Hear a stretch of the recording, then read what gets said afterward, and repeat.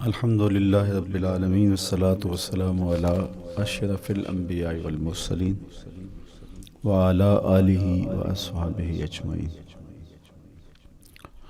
قال اللہ تعالی وتبارک فی القرآن المجید والفرقان الحمید۔ بسم اللہ الرحمن الرحیم۔ لا اقسم بہذا البلد وانت حل بہذا البلد ووالد وما ولد لقد خلقنا الانسان فی کبد۔ صدق اللہ مولانا العظیم وصدق رسولہ النبی الکریم الرؤوف الرحیم۔ اللہم نور قلوبنا بالقرآن وزین اخلاقنا بالقرآن وادخلنا الجنۃ بالقرآن ونجنا من النار بالقرآن۔ قال اللہ تعالی وتبارک فی شان حبیبہ مخبرا وآمرا ان اللہ وملائکتہ یصلون علی النبی یا ایہا الذین آمنوا صلوا علیہ وسلموا تسلیما۔ اللہم صلی علی سیدنا و مولانا محمد معدن الجود والکرم صلاۃ و سلاما علیک یا سیدی یا رسول اللہ۔ میں نے آپ کے سامنے قرآن مجید کے جو کلمات تلاوت کیے ان میں اسی حقیقت کو بیان کیا گیا۔ لا اقسم بہذا البلد، آغاز ہوا شہر مکہ کی قسم سے، قسم ہے مجھے اس شہر کی، پھر وجہ قسم بھی بیان کی، وانت حل بہذا البلد، مجھے اس شہر کی قسم اس لیے کہ محبوب اس شہر میں تو جو بستا ہے، تیرا بسیرا ہے اس شہر میں، اس شہر کی گلیوں نے تیرے قدم چومے ہیں اور تیرے انفاس کی مہک اس کی فضاؤں میں بسی ہے، اس لیے مجھے قسم کہ یہاں تم رہتے ہو۔ اللہ اکبر۔ علماء کے مابین اس بات پر اختلاف ہے کہ مکہ المکرمہ افضل ہے یا مدینہ النبی صلی اللہ علیہ وآلہ وسلم افضل ہے۔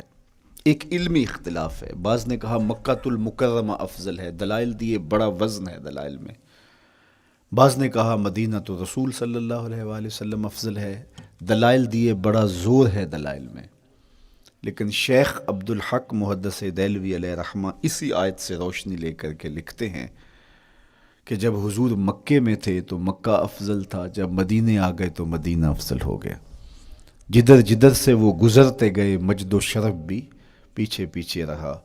چند لمحوں کے لیے ٹھہرے تھے تم جس پیڑ کے نیچے، نشور وحدی کا لہجہ دیکھیے کتنا دل آویز ہے۔ چند لمحوں کے لیے ٹھہرے تھے تم جس پیڑ کے نیچے، سنا ہے آج تک اس پیڑ کا سایہ مہکتا ہے۔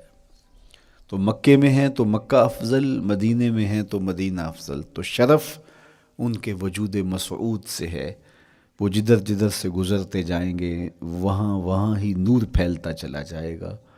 اور پیر نصیر الدین علیہ رحمہ کا لہجہ یہاں کتنا خوبصورت دکھائی دیتا ہے۔ ایک بار وہ جدھر سے گزرے ہیں نصیر، ایک بار وہ جدھر سے گزرے ہیں نصیر، بار بار ادھر سے بہار گزری ہے۔ تو کہا کہ قسم ہے مجھے اس شہر کی، یعنی شہر مکہ کی۔ کیوں اس شہر کی قسم؟ وَأَنْتَ حِلٌّ بِهَذَا الْبَلَدِ، کہ محبوب اس شہر میں تمہارا قیام ہے، اس شہر میں تمہاری رہائش ہے، تمہارے انفاس کی مہک ہے اس شہر کی فضاؤں میں، اور تمہارے قدموں کو چھوا ہے اس شہر کی گلیوں نے، اس لیے قسم کہ یہاں آپ رہتے ہو۔ وَوَالِدٍ وَمَا وَلَدَ، اور قسم ہے باپ کی، اور قسم ہے جو اس کی اولاد ہے۔ والد سے مراد کیا ہے اور ما ولد سے مراد کیا ہے؟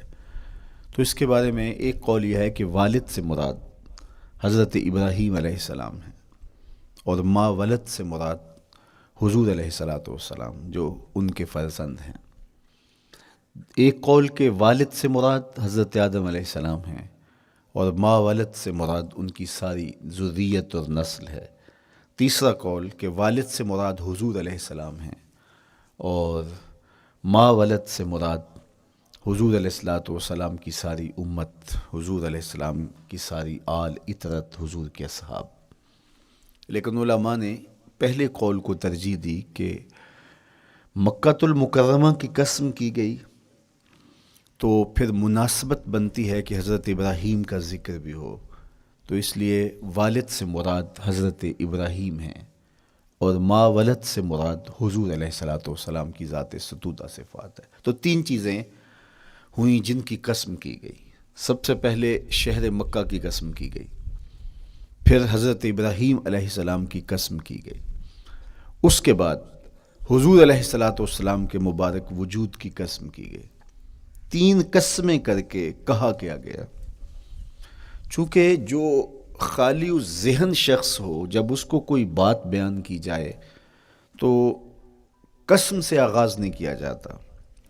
متردد الذہن کو کوئی بات کرنی ہو تو قسم سے آغاز کیا جاتا ہے، یا پھر آپ جس مضمون کو بیان کرنے جا رہے ہیں وہ اتنا اہم ہے کہ اس کی اہمیت کو اجاگر کرنے کے لیے آپ کو قسم کرنا پڑتی ہے۔ تو یہ جو ماں بعد کا مضمون ہے جس کو میرے رب نے بیان کیا، اس سے قبل ایک نہیں، دو نہیں، تین قسمیں کیں، تو پھر کان تو کھڑے ہو گئے، سماعتیں تو بچھ گئیں کہ وہ کون سی شے ہے جس کو بیان کرنا مقصود ہے، اور اس سے قبل قسم پہ قسم کی جا رہی ہے۔ قسم محبوب شہر مکہ کی، قسم محبوب تیرے والد بزرگوار حضرت ابراہیم علیہ السلام کی، اور قسم تیرے پاکیزہ وجود کی۔ اب انسان بالکل سماعتیں بچھا کے منتظر ہے کہ قسم کی کس بات کی جا رہی ہے، کس بات پہ قسمیں ہو رہی ہیں۔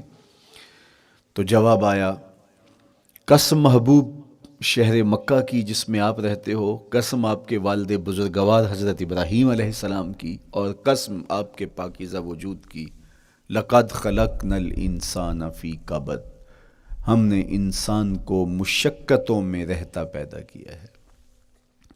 یعنی انسان کی زندگی کے اندر مشقتیں، مشکلیں، آلام، مصائب، حالات کی تلخیاں، سخت مراحل، یہ اس کی زندگی کا حصہ ہے، اور ہم نے اس کو ڈیزائن اس طرح کیا ہے کہ یہ ان ساری مشکلات سے نہ بردآزما ہوگا اور حالات کی تلخیوں کا مقابلہ کرے گا، اور خیر و شر کے ساتھ ساری زندگی اس کا تعلق رہے گا۔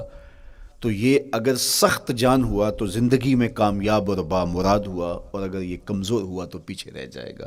اور اس کے لیے جو قسمیں کی ہیں وہ تین ہیں۔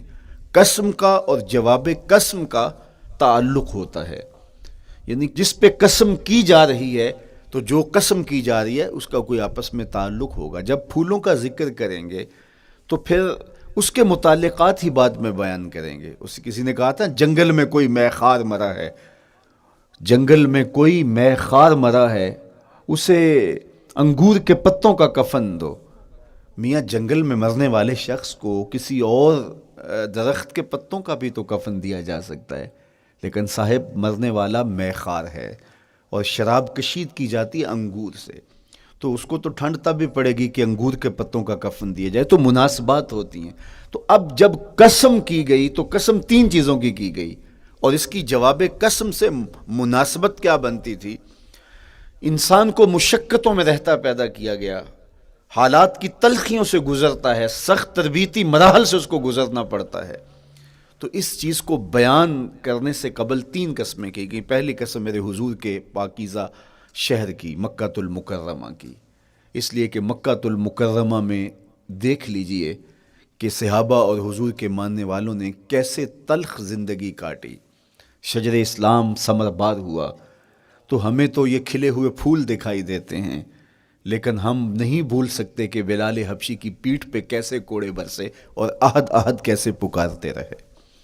تو ہم اس منظر کو دیکھیں، مکہ کے ان حالات کو دیکھیں، تو اس لیے قسم کی مکے کی، اور پھر حضرت ابراہیم علیہ السلام کی قسم کی، چونکہ حضرت ابراہیم نے جس قدر اذیتوں سے گزر کر کے، مصائب آلام کا سامنا کر کے، حالات کی تلخیوں کا مقابلہ کر کے اپنا راستہ بنایا اور اپنے رب کی رضا پائی، وہ تاریخ کا ایک انوکھا باب ہے۔ اس سے بڑھ کر کیا ہوگا کہ جلتی ہوئی آگ میں چھلانگ لگا دی رب کے حکم کی تعمیل میں، بیٹے کی گردن پہ چھری رکھ دی۔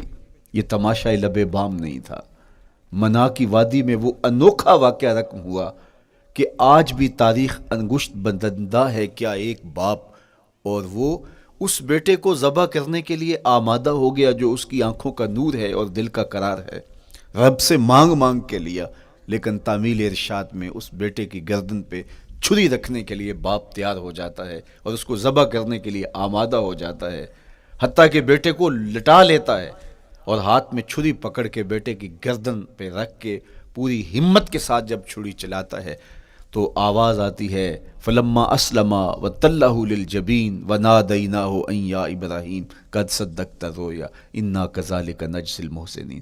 ابراہیم بس کرو، تم نے واقعی خواب پورا کر دکھایا۔ اپنی بیوی کو، اپنے نو مولود بچے کو وادی غیر ذی زرع میں چھوڑ آنا، جہاں کچھ بھی میسر نہیں تھا، یہاں آپ کو آپ کے ماں باپ چھوڑ کے جاتے ہیں، ایک خوبصورت آسودہ ماحول ہے، اور آپ کو جس مقصد کے لیے چھوڑ کے جا رہے ہیں تو وہ مقصد بھی آپ کی اور ان کے پیش نظر ہے، لیکن اس کے باوجود بھی جو ہے وہ آنکھیں نم ہو جاتی ہوں گی کہ ہم اپنی اولاد کو یہاں چھوڑ کے جا رہے ہیں، جبکہ ایک محفوظ پناہ گاہ میں آپ کو چھوڑ کے گئے۔ آپ کی تربیت کرنے والا ایک جو ہے وہ توانا طبقہ اور ایک توانا جو ہے وہ سٹاف موجود ہے جو آپ کی فکری، ذہنی، بدنی تربیت کے لیے کوشاں ہیں، لیکن اس کے باوجود بھی والدین محسوس کرتے ہیں لیکن اپنے نو مولود بچے کو وہاں چھوڑ کے جانا جہاں آب و دانہ بھی میسر نہیں تھا۔ مورخ اسلام فی جلندری نے اس وادی کا نقشہ کھینچتے ہوئے کہا، وہ وادی جس میں وحشت بھی قدم رکھتی تھی ڈر ڈر کے، جہاں پھرتے تھے آوارہ تھپیڑے بادے سر سر کے، جہاں پر گھاس اگتی تھی، جہاں نہ پھول کھلتے تھے، مگر وہ سرزمیں تھی آسماں بھی جھک کے ملتے تھے۔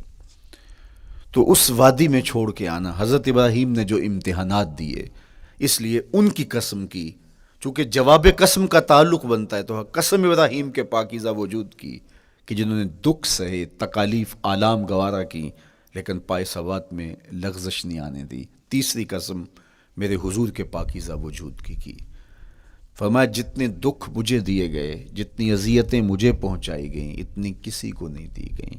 پیدا ہوئے تو حضور کے باپ کا سایہ سر پہ نہیں تھا، پھر اس کے بعد حضور مختلف مراحل سے گزرے۔ 6 سال کی عمر میں ماں کا انتقال ہو گیا۔ جب راہ حق میں لوگوں کو دعوت رشد و ہدایت دینے نکلے تو جو لوگوں کے رویے تھے اور جو اذیتیں لوگوں نے پہنچائیں وہ ایک الگ باب ہے۔ مکے کی گلیوں سے لے کے طائف کے بازاروں تک جن اذیتوں سے میرے حضور گزرے، ام المومنین سیدہ عائشہ رضی اللہ تعالیٰ عنہ فرماتی ہیں ایک دن حضور کی بارگاہ میں حاضری تھی تو ہم نے عرض کیا حضور کیا احد کے دن سے سخت دن بھی زندگی میں کبھی گزرا ہے؟ صحابہ کی نظر میں اس دن سے سخت دن کبھی زندگی میں نہیں آیا، اس لیے کہ جب 70 صحابہ کی لاشیں پڑی تھیں، حضور کے چچا حضرت امیر حمزہ شہید کر دیے گئے، اور نہ صرف انہیں شہید کیا گیا، ان کا مسئلہ کیا گیا، اعضائے بدنیاں کاٹ دیے گئے، ناک کاٹ لی گئی، زبان کاٹ لی گئی، بدن چیر کے کلیجہ نکالا گیا، اور پھر ان اعضاء کا ہار پرویا گیا، اور ہندا نے گلے میں ڈال کے رقص کیا، آنکھوں میں نیزے چبھوئے گئے۔ تو یہ دردناک دن تھا۔ تو حضور کے سر انور پہ سفید رنگ کی پٹی بندھی تھی اور چشمان رحمت میں آنسو تھے، اور بار بار فرماتے تھے ما فعل امی، میرے چچا کی کہانی سناؤ۔ تو یہ دردناک دن تھا جو صحابہ نے اپنی آنکھوں سے دیکھا۔ تو انہوں نے کہا حضور کیا احد کے دن سے سخت دن بھی کبھی زندگی میں آیا؟ ان کا خیال تھا کہ حضور فرمائیں گے ہاں یہ میرا زندگی کا مشکل ترین اور سخت ترین دن تھا، لیکن حضور نے فرمایا ہاں عائشہ، جب طائف کے بازاروں میں تیری قوم نے مجھے پتھر مارے تو یہ دن احد کے دن سے بھی سخت تھا۔ حضور ان کے 3 سرداروں کے پاس پیغام حق لے کے گئے، لیکن انہوں نے آگے سے جو رویہ اختیار کیا وہ اتنا اذیت ناک تھا۔ حضور نے فرمایا کہ ٹھیک ہے، میں تمہاری خیر خواہی کا جذبہ لے کے تمہارے تک پہنچا ہوں، تم نے میری دعوت کو قبول نہیں کیا، تمہاری مرضی، تمہارا مقسوم، چلو اب یہ بات میرے اور تمہارے درمیان رہنی چاہیے، اس بات کو راز رہنا چاہیے، اہل مکہ تک یہ بات نہ پہنچے۔ انہوں نے کہا ہم کیوں راز رکھیں، بلکہ اوباشوں کے ہاتھ میں پتھر دے دیے، اور حضور جب واپس ہونے لگے تو وہ حضور کے پاؤں پہ سنگسنی کرتے، حضور اپنا ایک پاؤں اٹھاتے تو دوسرے پاؤں پہ مارتے، شدت درد اور احساس کرب سے حضور بیٹھ جاتے تو ان کے غنڈے دائیں بائیں سے بڑھتے اور کندھوں سے پکڑ کے حضور کو اٹھاتے اور مشق سنگزنی کرتے۔ نالین خون سے بھر گئے، لخت لخت زخمی ہوا۔ اللہ اکبر، کیا دردناک لمحے تھے، کیا تکلیف بری گھڑیاں تھیں. تو کہا کہ جب طائف کے بازاروں میں تیری قوم نے مجھے پتھر مارے تو یہ دن احد کے دن سے بھی سخت تھا.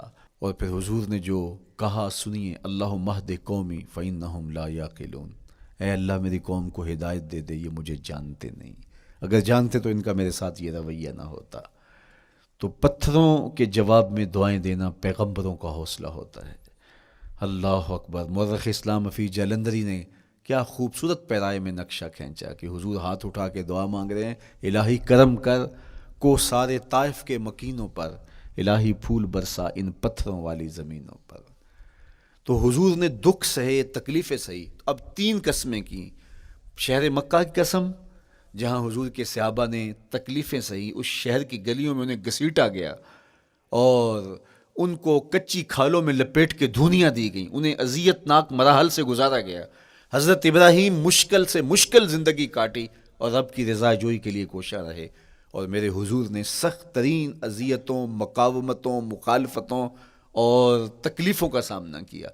تو ان 3 چیزوں کا حوالہ دے کر، ان 3 چیزوں کی قسم کر کے اب انسان کو بتایا جا رہا ہے کہ تم مشکلات سے تمہیں گزرنا پڑے گا، حالات کی تلخیاں تمہیں سہنی پڑیں گی.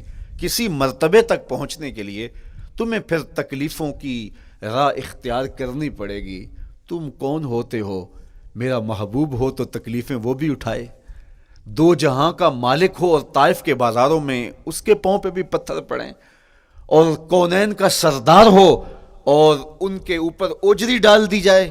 کائنات کا مالک ہو اور ان کو مکے کی گلیوں کے اندر ان کے گلے میں عقبہ بن ابی معیط کپڑا ڈالے اور تاؤ دے. تو کیا ان مشکلات سے تم بچ سکتے ہو؟ جب تم کسی منزل تک پہنچنا چاہتے ہو تو پھر یہ حوالے ماضی کے دیکھ لو. 3 قسمیں کر کے اس حقیقت کو بیان کیا.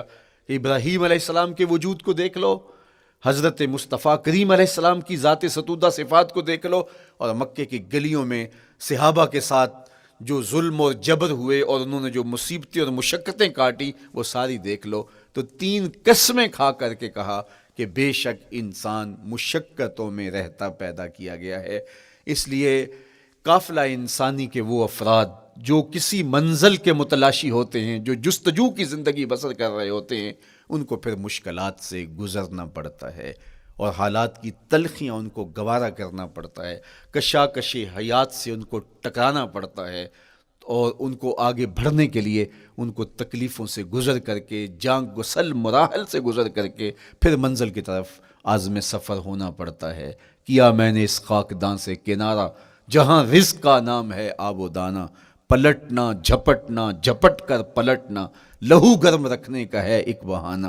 پرندوں کی دنیا کا درویش ہوں میں کہ شاہی بناتا نہیں آشیان. تو زندگی مشکل مراحل سے گزر جانے کا نام ہے. اقبال نے کہا تھا ہے شباب اپنے لہو کی آگ میں جلنے کا نام. یہ زندگی آسان نہیں ہے، یہ حالات کی تلخیوں کا مقابلہ کرنے کا نام ہے، یہ ضبط نفس کا نام ہے، یہ اپنے من کی تربیت کا نام ہے. حضرت امام راضی آیت کریمہ کے تحت لکھتے ہیں کہ جب بچہ شکم مادر میں ہوتا ہے تو وہ 3 پردوں میں ہوتا ہے، ایک جھلی کا پردہ، ایک رحم مادر کا پردہ اور ایک پیٹ کا پردہ. تو 3 پردوں میں وہ بیچارہ بڑی عجیب سی حالت میں ہوتا ہے. یہ اس کا پہلا مرحلہ ہے تخلیق کے بعد. اس کے بعد پیدائش کا دوسرا مرحلہ ہے. یہ زچہ بچہ دونوں کے لیے موت و حیات کے مرحلے ہوتے ہیں.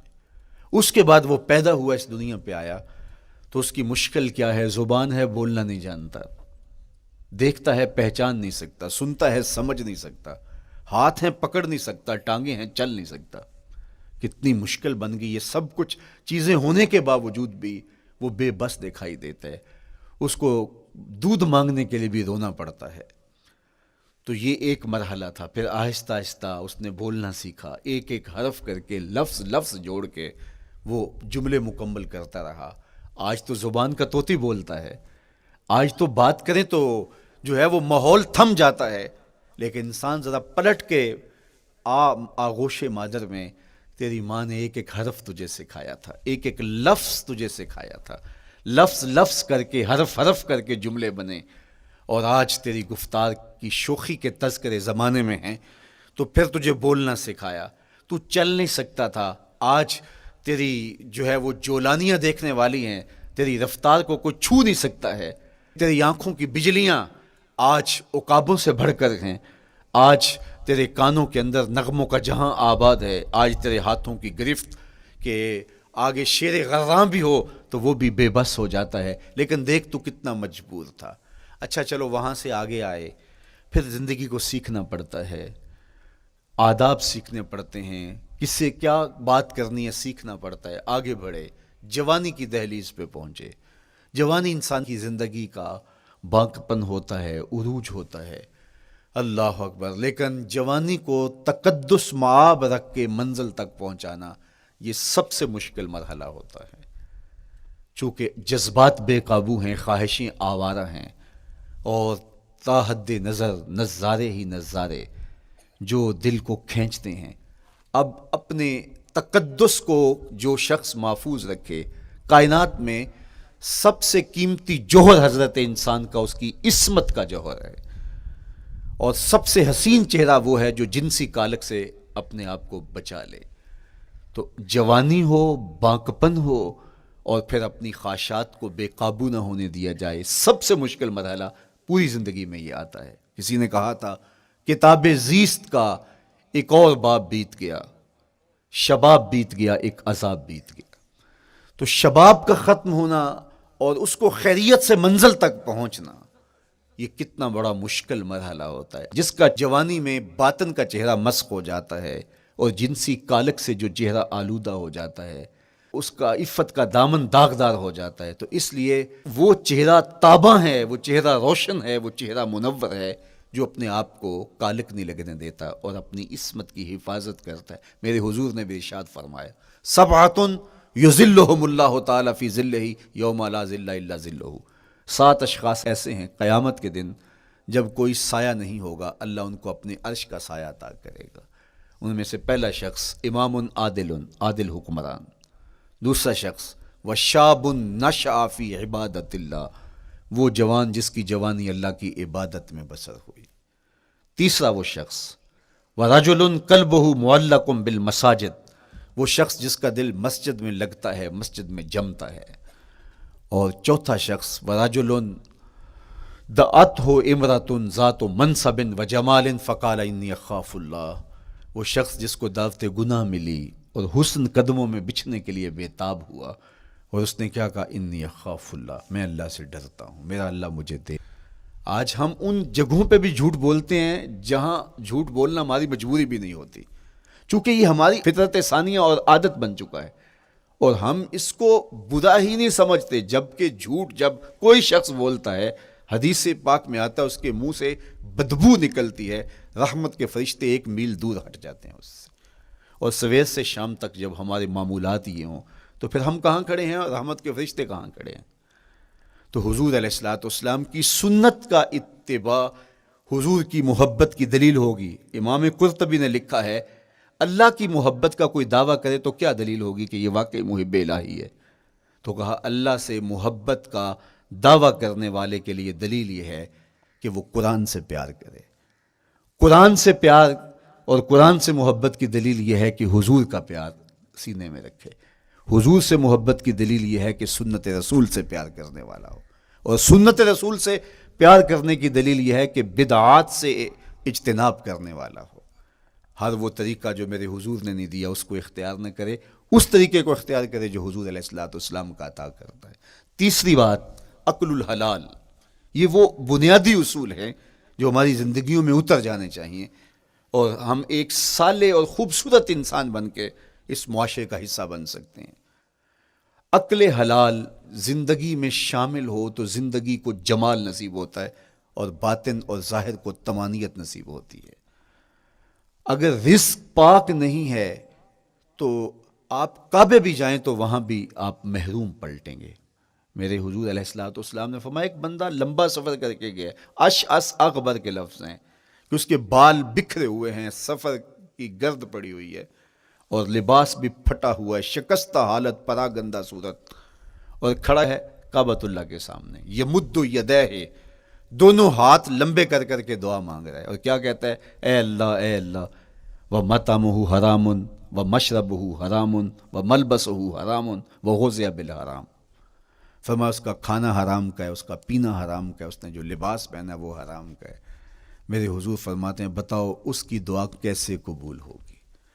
اب لمبا سفر کاٹ کے حرم کعبہ میں پہنچے، غلاف کو پکڑ پکڑ کے دعائیں کر رہا ہے، لمبے لمبے ہاتھ کر کے دعائیں مانگ رہا ہے، ملتزم سے لپٹا ہوا ہے، حتیم میں سجدہ ریز ہو کے رو کے دعائیں مانگ رہا ہے، لیکن دعا قبول نہیں ہوتی. کیوں؟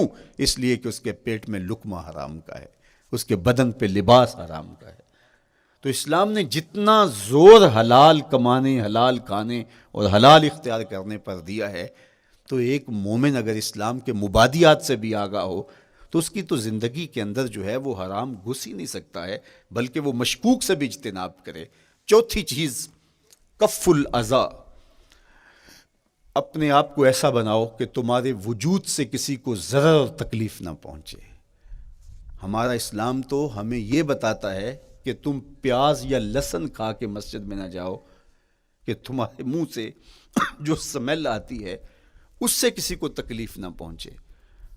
تو یہ اسلام کی دی ہوئی تعلیمات ہیں کہ مسجد میں بھی جانا ہے تو اپنے آپ کو دیکھو کہ تمہاری حالت کیا ہے، تمہاری وجہ سے کسی کو تکلیف نہ پہنچے.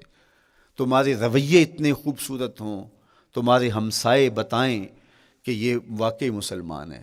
مسلمان کی تعریف کی گئی، المسلم من سلم المسلمون من لسانہ و یدہ. مسلمان کون ہے؟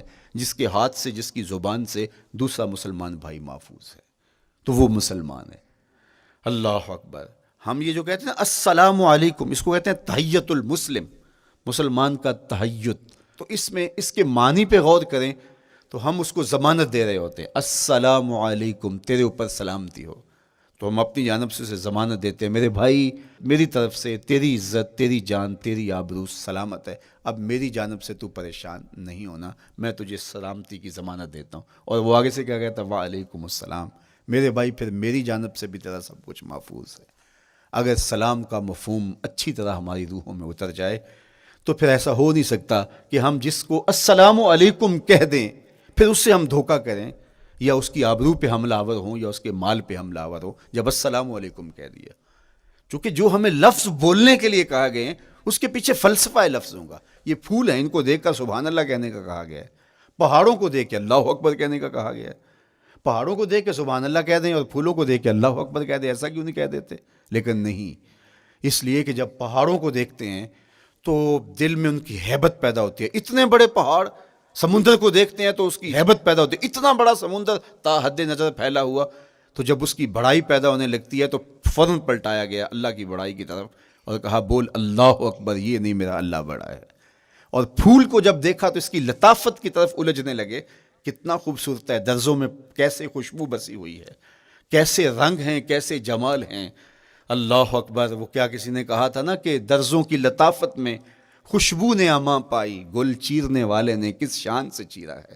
تو کیا کمال ہے یار، کیا پتیاں ہیں، کیا رنگ ہے، کیا خوبصورتی ہے، کیا لطافت ہے. الجھنے لگے، کہا بول سبحان اللہ، یہ کیا ہے؟ جس نے رنگ بھرے ہیں وہ پاک ہے.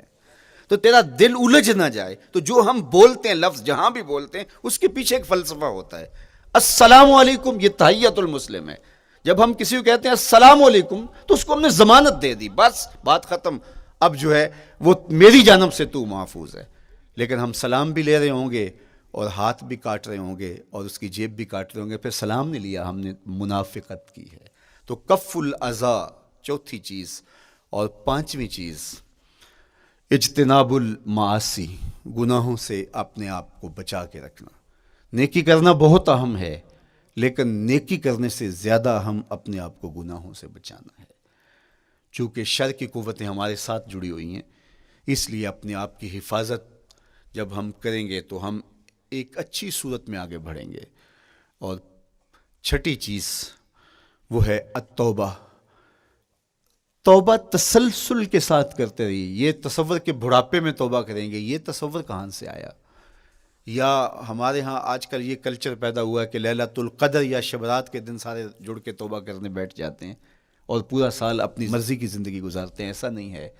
میرے حضور کے دامن پہ ایک بھی گناہ کا دھبا نہیں تھا. ہم نبیوں کی عصمت کے قائل ہیں، کسی نبی پر کوئی گناہ کا دھبا نہیں ہوتا۔ اگر اس امکان کو بھی تسلیم کر لیا جائے تو ساری شریعت مشکوک ہو جاتی ہے، لیکن اس کے باوجود حضور فرمایا میں دن میں اللہ سے 100 بار توبہ کرتا ہوں، ایک دن میں 100 مرتبہ توبہ کرتا ہوں۔ میں اور آپ دیکھیں کہ ہم کیا اس معمول کو اپنی زندگی میں شامل کیے ہوئے ہیں۔ جب انسان توبہ کرتا ہے، جب غسل کر لیتا ہے نا ایک دفعہ، تو پھر وہ بچ بچ کے چلتا ہے کہ کوئی گرد دوبارہ پڑ نہ جائے، اور جب وہ لتھڑا ہوا ہو تو پھر اس کو پرواہ بھی نہیں ہوتی۔ اس لیے ہمیں بار بار غسل کرنے کی، بار بار توبہ کرنے کی تلقین کی گئی ہے، تاکہ ہم پھر نئے گناہوں سے بچتے رہیں گے۔ تو اپنی زندگی میں توبہ کا تسلسل کیجئے، شام سویرے صبح بار بار اللہ سے توبہ کی اور رجوع کیجئے۔ اور آخری چیز ادا الحقوق، حقوق کا ادا کرنا۔ ہمارے ذمے جو حقوق عائد ہوتے ہیں وہ ہمارے والدین کے ہیں، وہ ہمارے بہن بھائیوں کے ہیں، وہ ہمارے دوستوں کے ہیں، ہمسایوں کے ہیں، ہمارے اساتذہ کے ہیں، کلاس فیلوز کے ہیں۔ وہ حقوق حتیٰ کہ جانوروں کے کیوں نہ ہوں، تو ان حقوق کو ہم ادا کرنے والے دست بردار نہیں ہو سکتے ہم ان حقوق سے۔ یہ مومن کی زندگی ہے، یہ ہمارا نظم حیات ہے، یہ اسلام کا دیا ہوا منشور ہے، یہ طریقہ زندگی ہے کہ ہم ایک ایک کے حق کو ادا کرتے ہوئے اپنی زندگی کو بسر کریں۔ بالخصوص میں طلباء سے مخاطب ہوں کہ یہ عمر تربیتی اعتبار سے سب سے اہم عمر ہے۔ سیدنا علی المرتضیٰ رضی اللہ تعالیٰ عنہ فرماتے ہیں کہ 15 سال سے لے کر کے 20 سال تک کی عمر میں انسان کے نظریات پختہ ہوتے ہیں اور اس کی عادتیں جمتی ہیں۔ یہ دوسرے کہتے ہیں 13 سے 19 سال تک کی عمر، وہ کہتے ہیں یہ بڑی اہمیت کی حامل ہے۔ تو 13 سے 19 سال یا 15 سے 20 سال تک کی عمر، بعض کا تو ہوتا ہے کہ ابھی بچے ہیں، ماں باپ بھی سستی کرتے ہیں کہ ان کو تہجد کا عادی اب کیوں بنائیں، ابھی تو یہ بچے ہیں، ان کو ان چیزوں سے، چھوٹی چھوٹی چیزوں کا عادی اب کیوں بنائیں، جب بڑے ہوں گے، سمجھدار ہوں گے، ذمہ داریوں کا بوجھ آئے گا، سب کچھ کر لیں گے۔ تو پھر اس وقت کرنا مشکل ہوتا ہے، پھر کر نہیں پاتا بندہ۔ تو جو سیکھنا ہے، جو عادتیں پختہ کرنی ہے، وہ اسی زندگی میں ہوتی ہیں۔ تو یہ آپ کا ایک موقع ہے، آپ کا کوئی ایک ماحول فراہم ہوا ہے، آپ کے ہمسائے آپ کے کلاس فیلوز ہیں جو آپ کے ساتھ کمرے میں رہ رہے ہیں۔ ہمسائیگی کے حقوق ادا کرنے کا جو انداز ہے وہ یہاں ہی سیکھیے اور اپنے اندر اس کو متحقق کیجیے اور پختہ کیجیے۔ اسی طرح اپنے گفتگو کے لہجوں میں شائستگی، اپنے انداز کے اندر خوبصورتی اور اپنے رویوں کے اندر جمال پیدا کرنے کی کوشش کریں، اپنے آپ کو مؤثر بنائیں، اور شریعت کے بتائے ہوئے اصول اور ضابطوں کے مطابق آپ جب زندگی کے چند دن گزار لیں گے، پھر زندگی گزارنے کا نشہ آنے لگ جائے گا۔ چونکہ جب ہم اپنی خواہش کی زندگی گزارتے ہیں تو پھر ہم خود بے چین اور مضطرب ہوتے ہیں، اس لیے کہ ہمیں اس طرح زندگی گزارنی چاہیے جس طرح ہمارے رب نے ہمیں بتایا ہے۔ آپ کوئی بھی مشین خریدتے ہیں، کوئی بھی چیز لیتے ہیں تو اس کے ساتھ چھوٹی سی بک دیتے ہیں آپ کو، اس کا طریقہ استعمال بتاتے ہیں کہ اس کو یوں استعمال کرو گے تو دیر پا اس کے فوائد حاصل کرو گے۔ اگر یہ مائک ہم اس طرح استعمال نہیں کرتے، اپنی خواہش سے استعمال کریں گے، تو پھر نتیجہ کیا ہوگا کہ تھوڑے دنوں کے بعد جو ہے وہ خرابی کی طرف سلسلہ چلے گا۔ اس طرح یہ وجود جس پاکیزہ ذات نے بنایا ہے، اس نے ہمیں بتایا ہے کہ اس کو استعمال کیسے کرنا ہے اور اس زندگی کو کیسے گزارنا ہے۔ اور پھر انسان کو ایک ماڈل اور نمونہ بھی چاہیے، تو کہا نمونہ دیکھنا ہے تو محمد عربی کی ذات دیکھ لو، ادھر دیکھتے جاؤ اور زندگی گزارتے جاؤ، دیکھنا تمہاری زندگی کتنی خوبصورت اور کتنی پروقار گزرتی ہے۔ اللہ آپ کو دنیا آخرت کی برکتیں دے، اپنی پناہوں اور اپنی امان اور اپنی حفاظتوں کا حصار دے، اور آنے والا کل اللہ بہتر فرمائے، میرے وطن کی خیر کرے، میرے ملک کو امن کے اجالے دے، یہاں دہشت گردی کے سلگتے الاؤ ٹھنڈے کر کے امن کی بہاریں پیدا کر دے۔ کی محمد سے وفا تو نے تو ہم تیرے ہیں، یہ جہاں چیز ہے کیا لوح و قلم تیرے ہیں۔ وآخر دعوانا ان الحمدللہ۔